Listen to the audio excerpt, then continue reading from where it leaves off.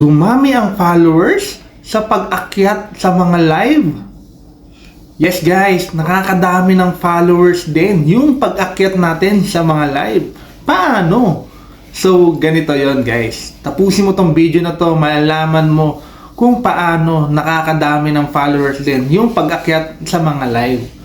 5K, 10K followers pa lang, akyat tayo guys sa mga live nila. Supportahan natin kasi may benefits din sa atin yon. So, paano? Kapag nakaakyat tayo sa mga live, automatic kasi yun guys is nakatag na rin tayo dun sa host. Yes, lalabas yung pangalan natin na umakyat na tayo sa live. So possible, lahat ng mga umakyat dun sa live, maski yung followers nung nag-live, is makakakita nung mga pangalan natin.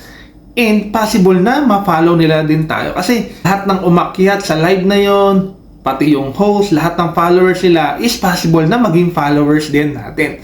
So, nakita nila na andun din tayo. So, possible, ay active to. Ay, ang dami ko natutunan din sa tao na to. I-follow ko rin. Ang dami niyang na-share sa live na yon. Kahit hindi siya yung host, marami akong natutunan sa kanya. So, i-follow ko din siya. Diba? So, instant followers yun. So, yun yung kagandahan guys na umakyat tayo sa mga live ng mga kapwa content creators natin. At lalo na sa mga big content creator.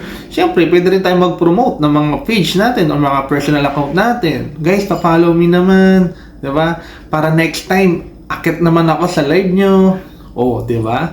Instant followers. Ay, ipa-follow ko to kasi possible na umakyat to sa live ko. Ay, ang galing ng tao na to, di ba? Tumutulong sa mga small content creator. Umaakyat pala to sa mga live. Kahit hindi siya host. Nakiki-co-host lang siya. Mahilig pala to makipag-marites sa mga bahay-bahay. Umaakyat sa mga live. So, ipapalo ko rin to. Sanayin na natin umakyat sa mga live. Huwag na tayo mahiya guys. Alisin natin yung hiya kasi nung na-turn on mo yung professional mode mo, ibig sabihin is confident ka na maging vlogger. Yes, sa una nakakahiya, pero habang tumatagal is kakapal din mukha mo. Parang ako. Laksan natin loob natin. Kwentuhan, okay lang yun. So, diba?